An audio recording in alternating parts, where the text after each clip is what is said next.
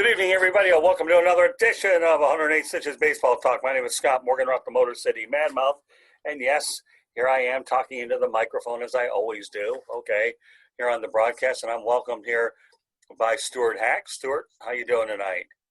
I'm doing good, Scott. How about yourself? I'm doing fine, thanks. And, of course, the Monday guy who's our co-host, David Hodges.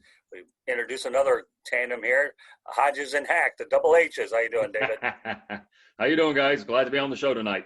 Glad to have you. All right, well, let's talk about our sport of choice, and that is baseball. And we'll talk about the Houston Astros and the Oakland A's.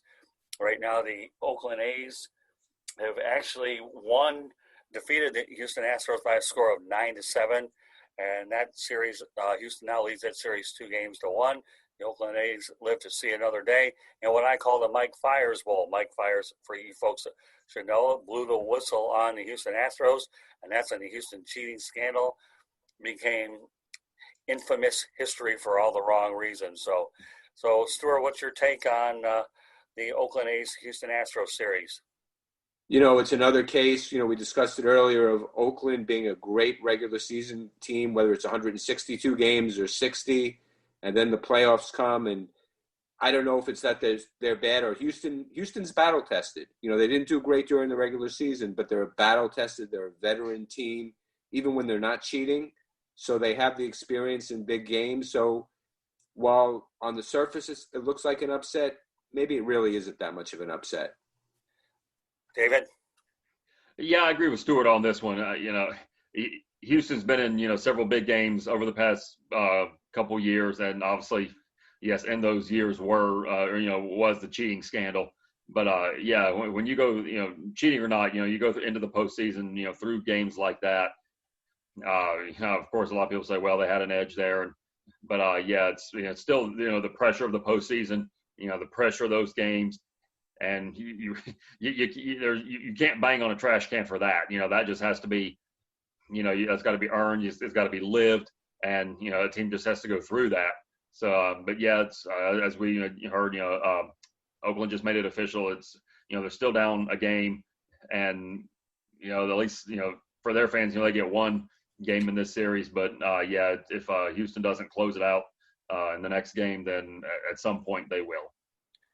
Yeah, I think the one thing I'll say is, even though Houston's 2 games under 500, 29 and 31, you have had Justin Verlander, they're an over 500 team.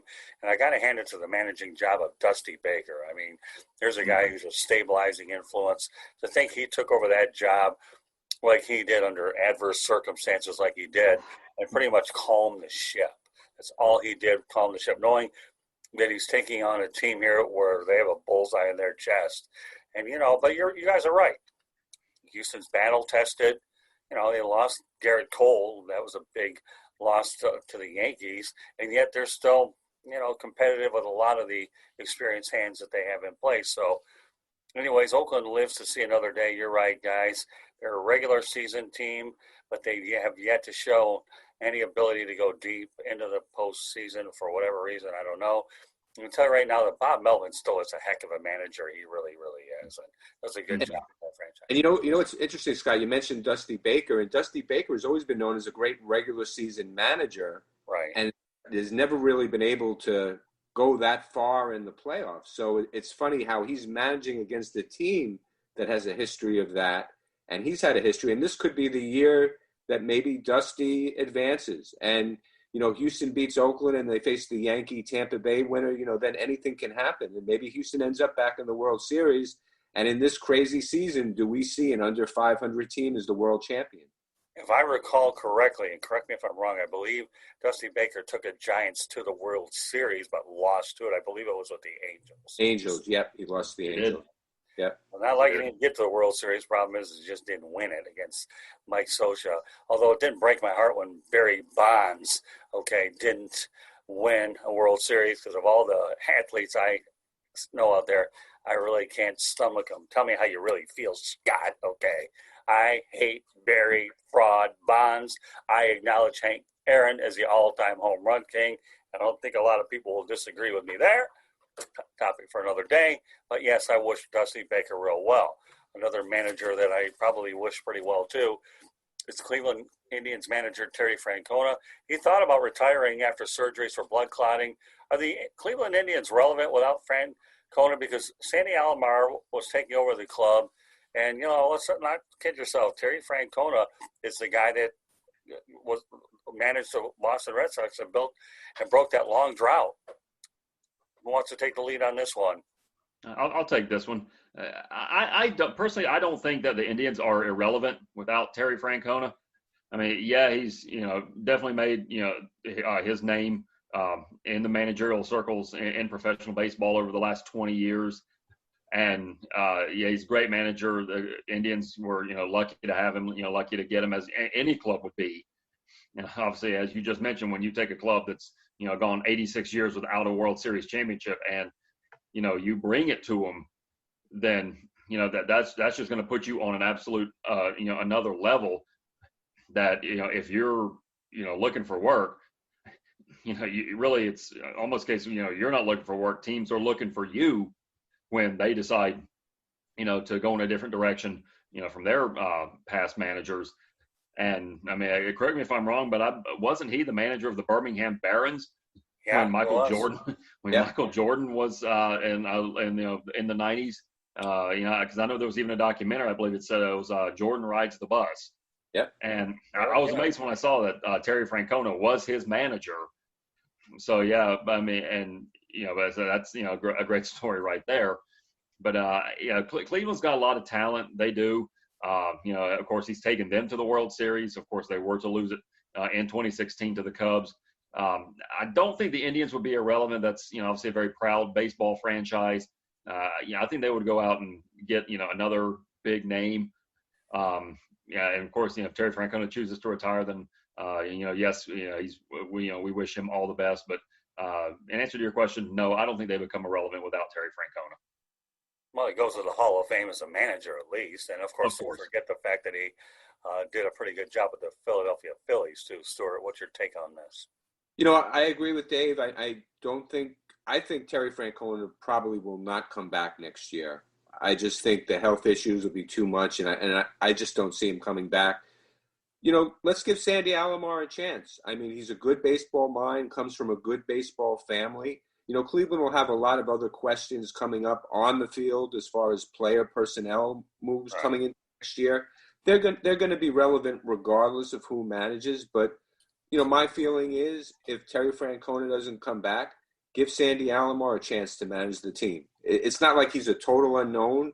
He has coaching experience. He was a player. He was a catcher. They make good managers. Oh, yeah. Give him a chance. And I think Cleveland is still a playoff team, still a contender for a World Series next year. Fair enough. I mean, again, Terry Francona, to me, if he doesn't manage another day in his life, what he's accomplished, not only as a manager, but as a player. And I had a good fortune of interviewing Terry Francona many years ago here in South Florida. I believe he was with the Expos at the time, and they were playing the Texas Rangers at the old Pompano Beach Municipal Stadium. And Terry's a really good guy. He really is. And the success that he's had, and he comes from a good baseball family in his own right. So I agree. I hope he retires for his own sake. There comes a point where health does take – you have to focus on your health, and he's done everything he needs to do. As a World Series championship with the Red Sox, and he took the Indians to the World Series. I mean, you can't do much better than that except maybe win that World Series with Cleveland. I mean, we talked about it on Monday night's broadcast how Theo Epstein broke 2 droughts. He broke the one in Boston, and then he ended up breaking one in Chicago. Terry Francona nearly matched that with the Indians as well as the Red Sox. So pretty interesting comparison. All right, let's talk about the Miami Marlins. Starling Marte is out of the NLDS. Don Mattingly mentioned in our call the other day he had to take it, that Marte was not able to fulfill the things that he needed to do to become a factor in the series. And so it's an issue. But now I know that Marte's leadership is missed, but now Miami finds himself down 2-0 to the Atlanta Braves. They lost 2-0. Pablo Lopez was, pitched 5 quality innings, only gave a couple runs, and the Marlins bats were silent. So, when during our call today, Don Mattingly said that the Miami Marlins have played well against Atlanta. They're getting there. But every team has to go through certain challenges. And I love the way he talked about the Marlins situation is you compare it to the Chicago Bulls versus the Detroit Pistons. That you have to get past these guys to take the next step. I'll even take it a step further when the Pistons had to deal through the Boston Celtics until they became a champion. So I think the Miami Marlins are going through this. It's certainly been a great Cinderella story with what they've done. But, let's talk about the Marlins. I don't know how many more days we have to talk about them. I hope that they're able to win tomorrow, but they have themselves a bit of a hole right now. So, Stuart, we've talked about this situation. We've been close all year. What's your take on the Miami Marlins? You think they've got to win it with them over at Minute Maid Park? I think what you have to look at, today is October 7th.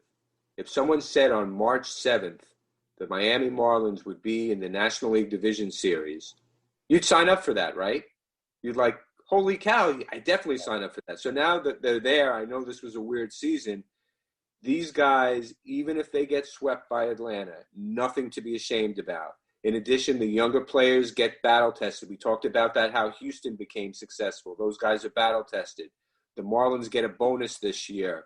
They get a little big game experience that maybe if this season was 162 games, maybe they're not a playoff team if things were normal. But they are, and they take this momentum going into 2021 where we hope is a 162 game season.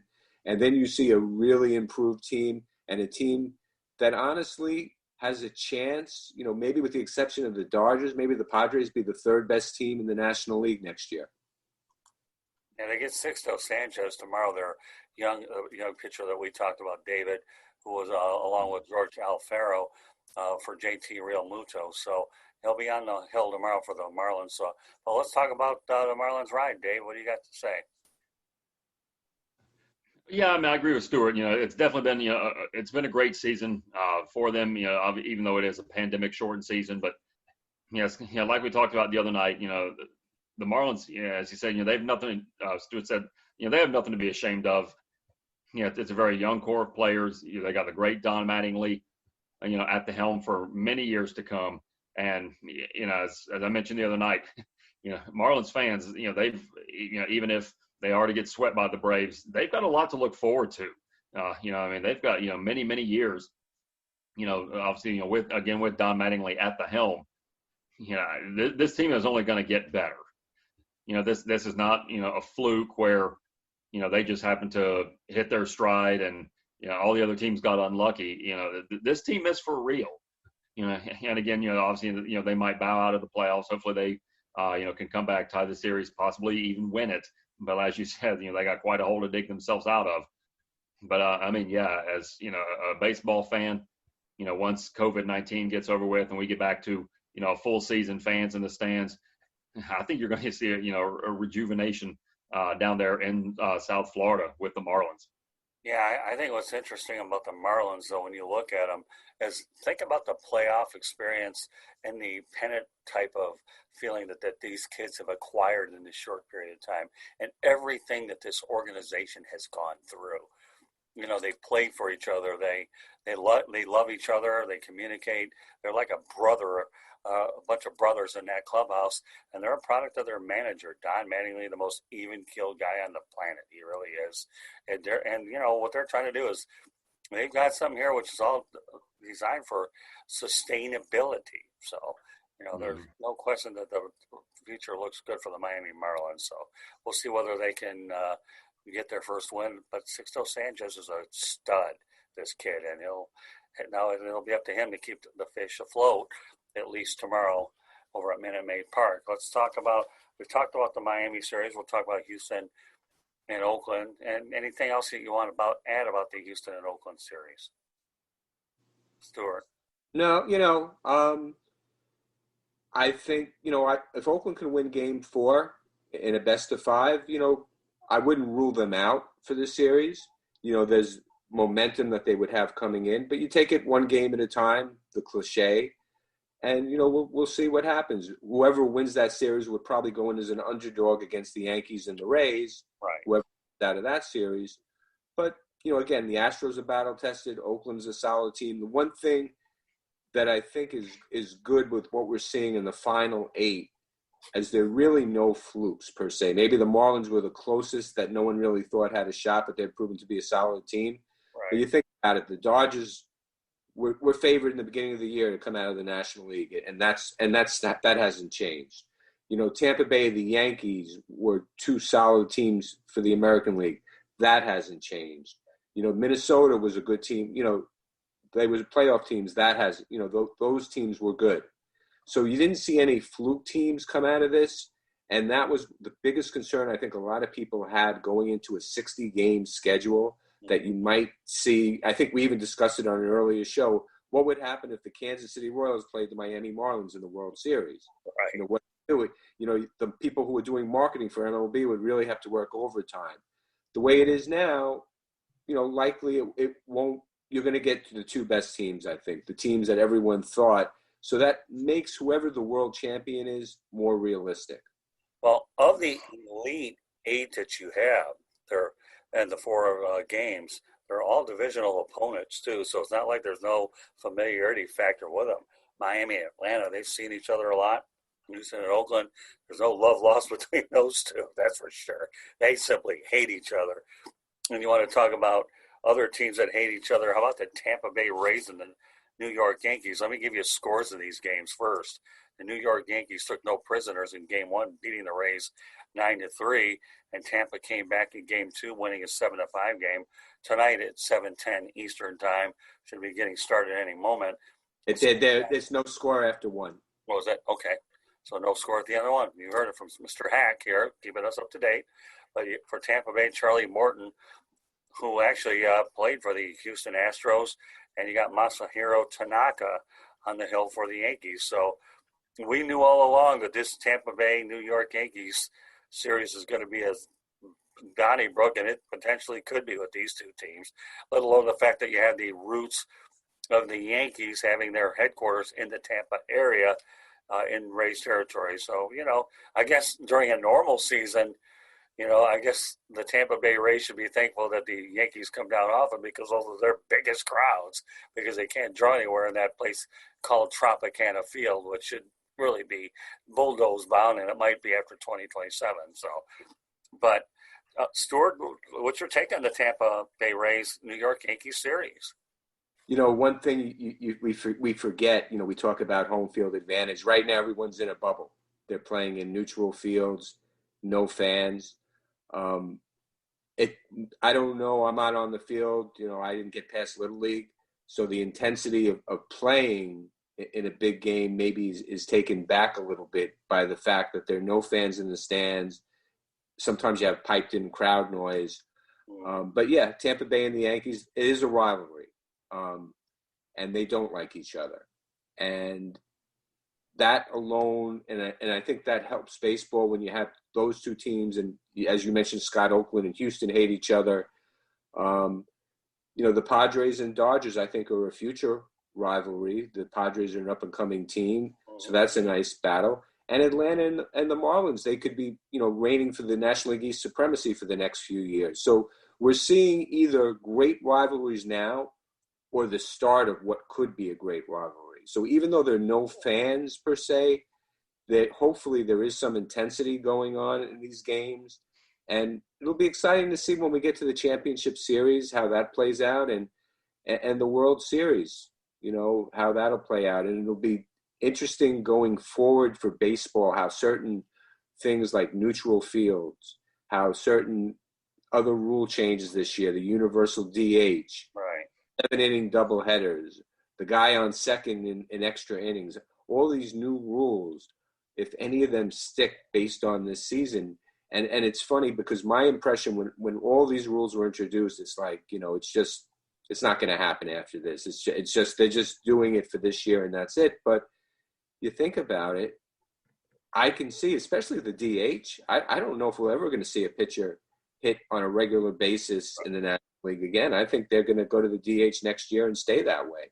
Yeah, when we talk about the Rays and the Yankees, though, you have the underspenders versus the overspenders. And obviously the underspenders are, they may be setting the table for how this game should be. It's not how much you spend, it's how wisely you spend it and development. So, and of course, we've talked about San Diego and the Dodgers. That's becoming a very interesting rivalry between those two Southern California teams as well, separated by about a couple of hours away. As we alluded to on Monday's broadcast, a lot of the San Diego teams migrate to LA at some point or another. If you want an example, the San Diego Clippers became the LA Clippers. And why not just say that the San Diego Chargers went to Los Angeles, became the LA Chargers? So, but again, and the Dodgers lead that series 1-0. Of course, the Yankees and Rays are tied at 1. On the hill tonight, Zach Davies for San Diego, and the LA Dodgers will send Clayton Kershaw. So, David, some thoughts? Well, especially starting off with the Dodgers, obviously Clayton Kershaw went off in his last start. I believe he had 13 strikeouts. I believe it was a couple of days ago. Yeah, I mean, really, who better to have on the hill? If you're the LA Dodgers, than Clayton Kershaw. But yeah, it's in a pandemic shortened season, a lot of these close teams, if I could say it, or as you put it, divisional opponents. I kind of think it's good for the game a little bit. It definitely adds that flair of rivalry. Really, it's the best way I can put it. And obviously, Tampa is a big rival of the Yankees, also of the Red Sox. So that's a team. Of course, they're both AL East.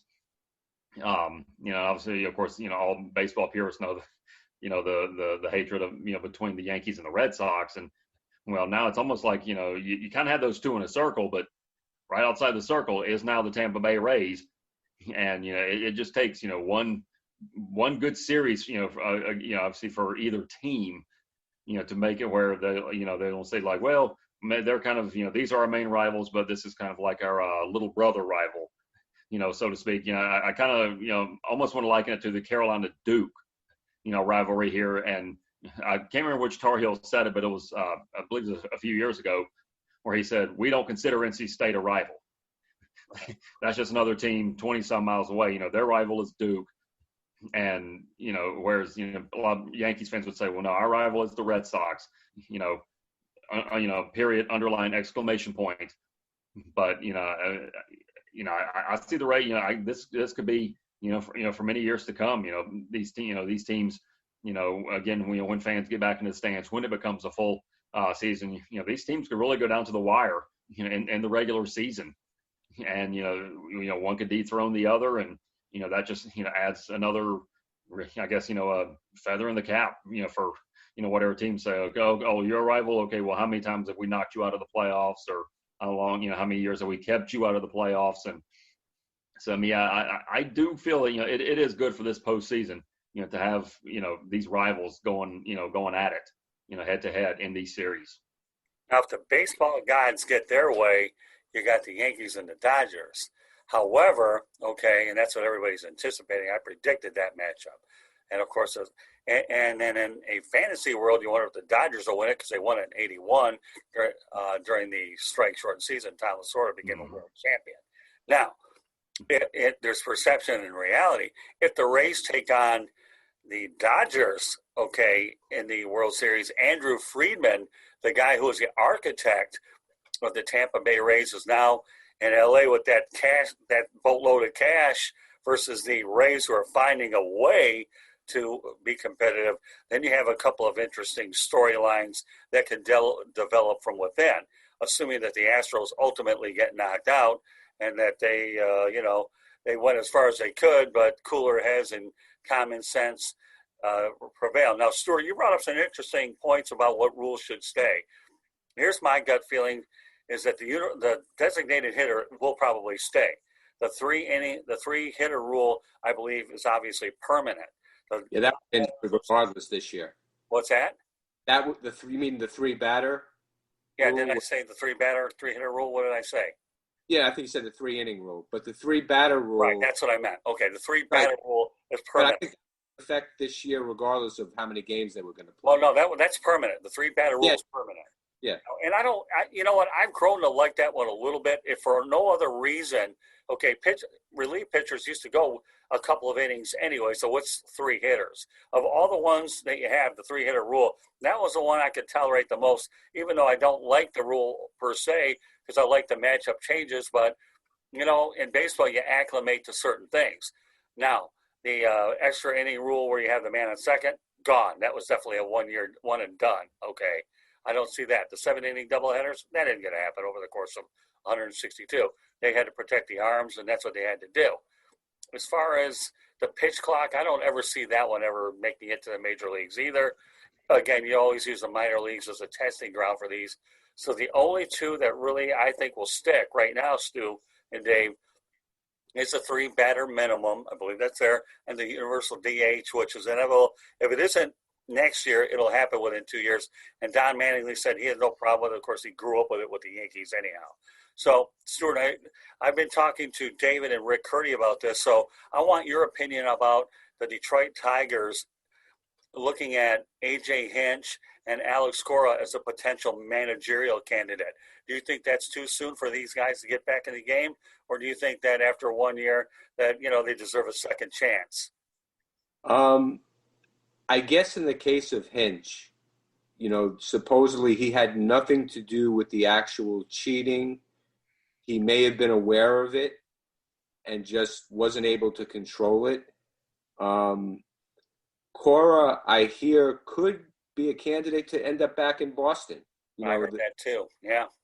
And that I don't think I think the Red Sox felt they had to do something as far as discipline to officially fire him, even though, he was suspended for the year. Right. But he won a world championship with them. He was well liked with the players and the fans.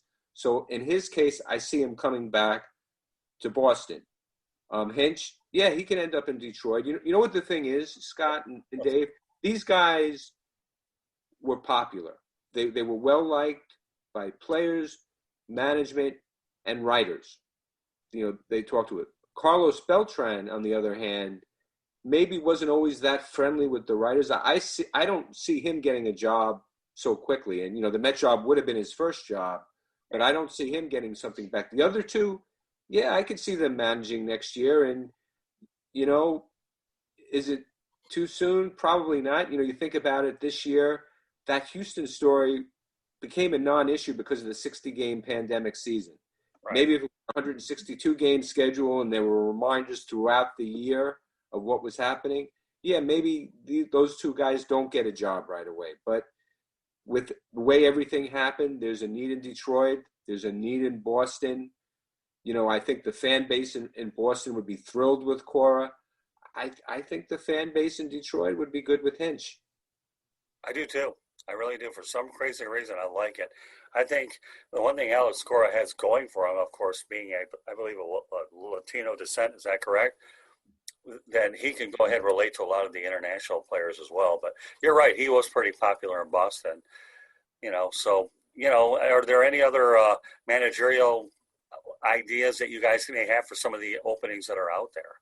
You know what potentially could be an opening? Where? The Dodgers.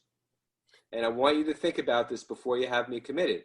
Sure. So Dave Roberts, has come up short in some World Series and some playoff series, and he had a lot of expectations coming into this season. Now, I know they only played 60 games, but who had the best record in baseball for those 60 games? The Dodgers. So who was expected to get to the World Series and perhaps and win it? Not just get there. He's done that already. He's gotten there, but he hasn't won it. So if the Dodgers fail once again to win a World Series, I can see potentially them looking to make a change there. Well, then I'm putting you on the show with Rick Curdy because he's been drinking the Dodgers fire Dave Roberts Kool-Aid for a while, hasn't he, David? How many times? He really has, yeah. Yeah, and, that's, kind of how it is across all sports. Whenever, a head coach gets appointed, obviously, what is the bar? To get to the championship, to the World Series, the Super Bowl, Stanley Cup, NBA Finals, and not just get there, but to win it. Going back, to the question about, Alex Cora and AJ Hinch, these guys, are, like management or coaching, and something like that went on. To me, that's just going to kind of permanently scar the legacy. And might make, the higher ups of any club saying, or, board of directors going to the meeting and say, okay, well, we need a manager of the, someone says, okay, well, what about AJ Hinch? They're like, see that trash can, go hit it 3 times. And, to me, that's just, it's almost lack of institutional control, to kind of pull that cliche out of college. I know that's, apply more to college coaches, when, a lot of them will get let go. Do I think they'll get another chance? Yes. And of course, as Stuart said, it's obviously been a pandemic shortened season. Players have come up positive, and it's been more overshadowed. The scandal, of course, but it's always going to be in the back of the fans' minds, management's minds. When time comes to hire a new manager, I think they get a second chance. Maybe not after a year. I'd say possibly 2 or 3. Then, maybe their phones start ringing again. But, that's my take on, the two of them, obviously. You, myself, and Rick, we'd all talked about, how, Boston was just a tire fire of a team this year. We all knew Ron Renicky would not be back. He was just, basically, he was just, Band-Aid on, a surgical opening. It's not gonna do much, but I think they get a second chance. And I'm with Stuart on this one. The Dodgers, don't get to or don't win the World Series this year. I think Dave Roberts, he needs to do what he can to pad his resume. When able to get back to the winter meetings and start in job interviews. And wouldn't it be funny if the Dodgers let him go and then hired AJ Hinch? Oh, that's interesting. Oh my God! I don't see how that's something that could happen. I mean, that's just. I don't know. I don't. Okay, you stole the hardware from us. Remember though, a lot of the fault of the bad guys in this are the players. Right. Hinch was just someone who couldn't control them. It wasn't necessarily he was a bad manager. If the Dodgers think that he'd be the best, obviously the star players would have to be on board with this. If a Kershaw or one of the players, or Mookie Betts said we don't want it, and I can't see Mookie Betts saying that because he was part of the 18 Red Sox. If star players aren't on board with this, then I could see it wouldn't happen. But if they come and say, we think Hinch is the best for it, or even Cora, because there's a Red Sox. I was about to say Cora. Cora might have more appeal toward Betts than Hinch. You just took the words right out of my mouth. That Cora might have more appeal toward, and don't forget David Price is coming back next year too. So you have a little bit of a Red Sox reunion out in L.A. But I was just thinking the same exact thing. So I don't know. I mean. You talk about Hinch to the Dodgers, to me, right when you think things are off the wall and crazy, you never know what could ever happen in this game, especially when teams are desperate and they're trying to win. I mean, I never thought in a million years Joe Madden would wind up being a Cubs manager, although at some point I thought he would end up being the Angels manager down the road. But he ended up pairing up with Theo Epstein, and we all know how that turned out. So, that's pretty interesting stuff. So, I don't know. I mean, so, now that we have a Mets guy here on this broadcast, Mr. Hack, okay, I believe you have an ownership situation, okay, that should settle itself in the next month or two with Stephen Cohen. Why don't you give us a little bit of a background on how much the Mets would welcome the leadership of Stephen Cohen? Well, okay, so to go back, in 1980, the Mets were bought by Nelson Doubleday and Fred Wilpon. They co-owned the team probably for about 20 years, I want to say, and then Wilpon bought out Doubleday's interest. There was always a conflict between the two of them. Doubleday was more of a spender, Wilpon not so much. It came to fruition in 98 when the Mets got Mike Piazza, which was totally a Doubleday move. Wilpon did not want to acquire Mike Piazza, and we saw how that ended up turning out. Right. So once Doubleday was out of the picture, Fred Wilpon became the main majority owner. His son, Jeff, was managing the day-to-day stuff. The Mets were not spending, especially when you have a team across town that was spending. They had some good years where they made the World Series, but there was no championship since 1986.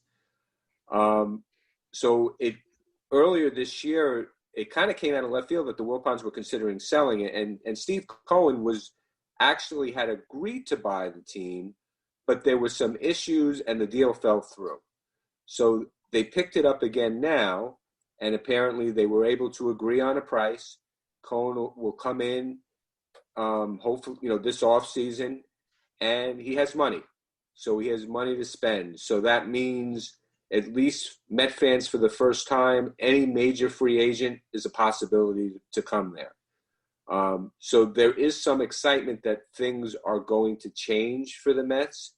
Although, obviously a big name free agent is never a guarantee of a World Series championship, but it does give the fan base a cause for optimism, which they haven't had in a while.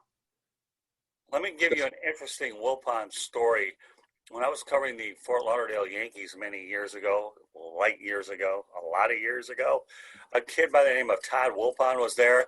I think he was obviously related, member of the family, and the late PA announcer, Doug Pett, because Wilpon got so obnoxious, kicked him right out of the press box. Not that was surprising anyhow. I remember Todd getting kicked out of there. But when you also look at the fact that the Wilpons were involved with that Ponzi scheme, that certainly was not a good look there in New York either, was it?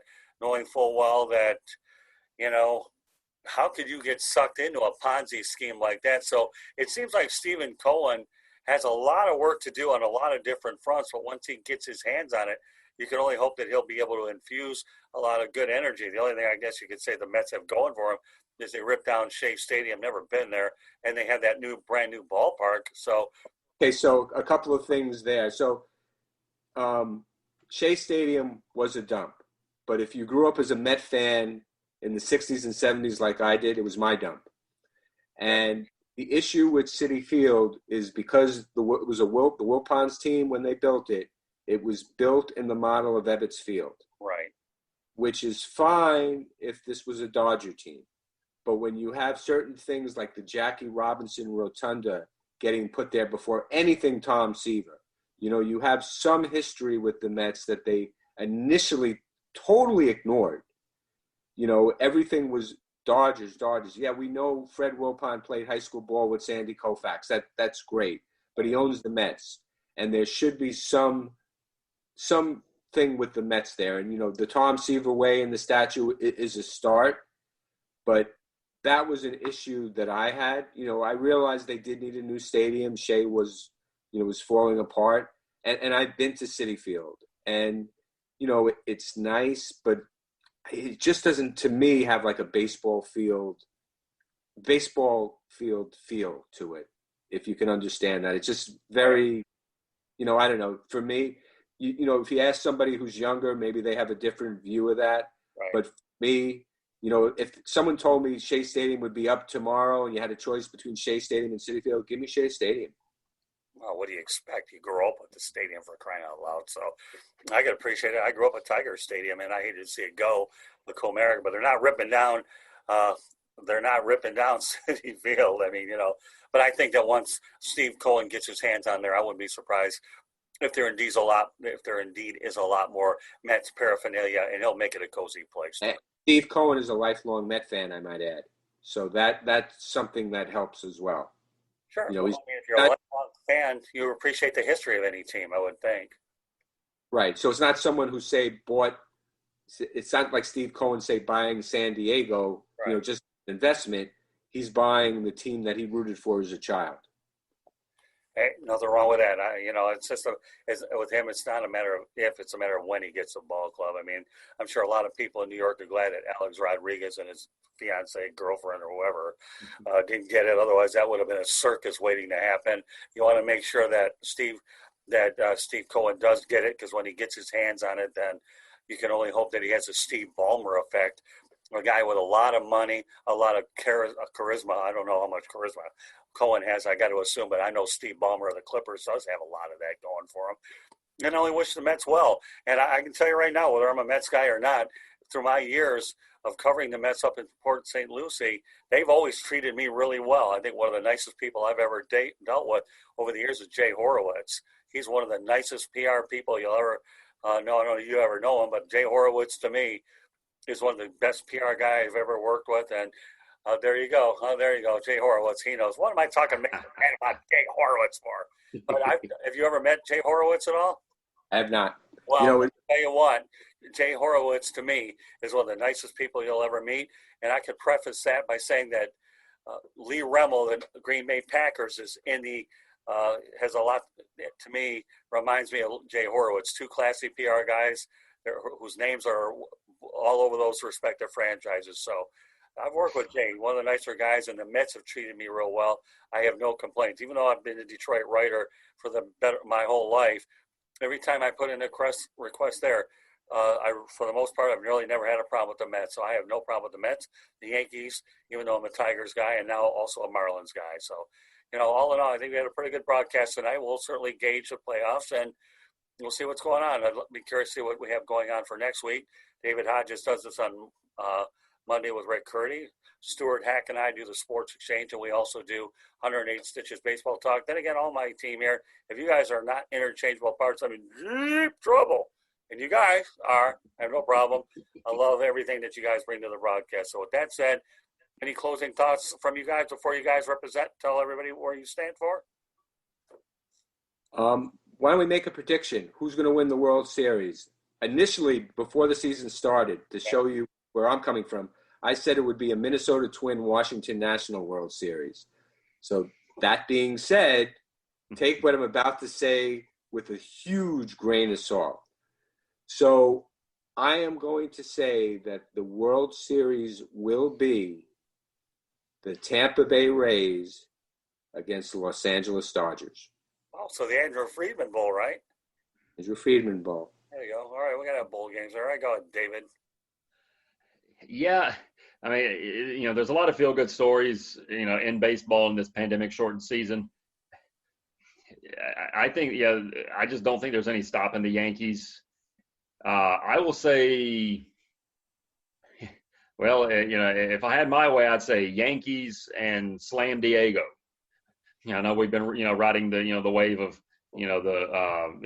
what San Diego's done this year with, Fernando Tatis Jr. and Machado out there. And of course, all the moves they made at the trade deadline. I really see a Yankees Dodgers series. Oh, come on, quit waffling. Your name is Dave Hodges, not Brett Favre. Make up your mind, would you? I'll say Los Angeles. I'll say the Dodgers finally get it this year. They get over the hump, and I think they lift the trophy. Against who? Against the Yankees. Okay. You say Tampa Bay is winning 1-0 in the third. Okay. Well, all right. So there you go. So, all right. So, Stuart, let me have your prediction again. Oh, that's right. They're out, aren't they? Yeah, the original one is out. I figured I'd make a mulligan and try again. Oh, well, come on. Hey, listen, you can do that. Bear in mind, though, once upon a time, the Minnesota Twins originated in Washington before they ended up moving there. And I believe the Griffith family moved them over to. And I had the good pleasure many years ago of interviewing Calvin Griffith, when he was with the owned the team in the Detroit Tigers at Tiger Stadium. And the story that I got to tell you guys is I was trying to buy a ticket outside. Somebody took my money, and I was able to bump into a good friend that worked at the Highland House many years ago, loaned me some money, and I got the money and ended up buying another seat. And I sat next to Calvin Griffith, and as it turns out, I spent the whole day, Game 5 of the '87 ALCS, talking to Calvin Griffith. Wrote a story on it. Remember everything he said, and I got a thank you note somewhere from Calvin Griffith. It was a great thrill to be able to sit next to the owner of the Minnesota Twins. I understood they took his statue down in Minnesota for all the other inequities going on, but I don't care. Calvin Griffith, to me, will always have a special place in my heart. But I could see where the Washington-Minnesota connection was. He had two, Washington had just come off a win, and Minnesota, with Rocco Baldelli and that potent lineup, I could see where that would be a reasonable prediction. But I thought the Washington pitching staff, normally if it would have been another 162-game season, I would have thought they would have struggled. But I thought going from 162 to a 60-game season that didn't start till the end of July, my reasoning was it would give those pitchers a chance to rest their arms and they'd come in fresh for a shorter season and be effective. But Well, it doesn't matter. That's what this is all. This is 108 inches baseball talk for crying out. We're talking baseball. We're doing what the show is designed to do. Really? Okay. I mean, we had K.R. Lombardi on the program, Stuart, and he kept saying that the Yankees are made out of glass, and probably for the good part of the season they were. They just have to make sure that they are made out of steel, and I have a feeling they're going to beat the Dodgers.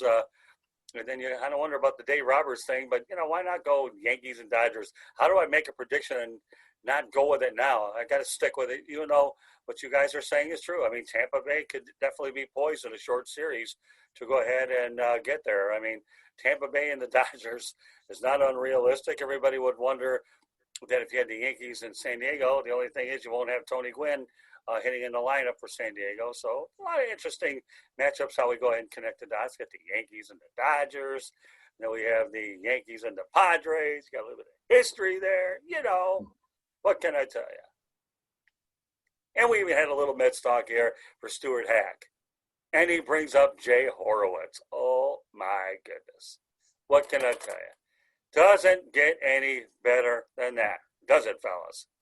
Does not. Not at all. All right. Well, with that said, since it doesn't get any better than that, David Hodges, I want you to go ahead and let everybody know how they get a hold of you. Mr. Hack will follow suit, and then the Motor City Madmouth will wrap her up before we go ahead on to the Sports Exchange a little while with Steve Ballesteri. Go ahead, David. Sure. I'm on Facebook at Dave Davino Hodges. Of course, Stuart, I know we're doing the broadcast for the first time tonight. The name Davino, I'm a huge soccer fan, big fan of all the classic Brazilian teams. And so I figured I'd give myself a Brazilian soccer name. So that's where Davino comes from, since a lot of their nicknames are, a lot of these guys, I guess I maybe want to fashion themselves after singers and just have one name, that makes them. But yes, it's Dave Davino Hodges on Facebook, Davino. And I'm also on Twitter at Dave Talks Sports. Go ahead, Stu. Okay, so in my day job, I am the owner of Hack Tax and Accounting Services, a tax and accounting firm in Wellington, Florida. That's Palm Beach County. I can be reached when I'm not in the bubble doing tax returns on Facebook, Stuart A. Hack, which was the name my parents gave me, not because I was a fan of anything. Had no choice in the matter. Twitter, HackTax1. Of course, you can reach me by phone, 561-214-6171. Email Stuart at hacktaxandaccounting.com. Website, hacktaxandaccounting.com. And that's all I got. Take her away. I will do that. Thank you very much, guys. Job well done for two guys that are being on the broadcast for the first time.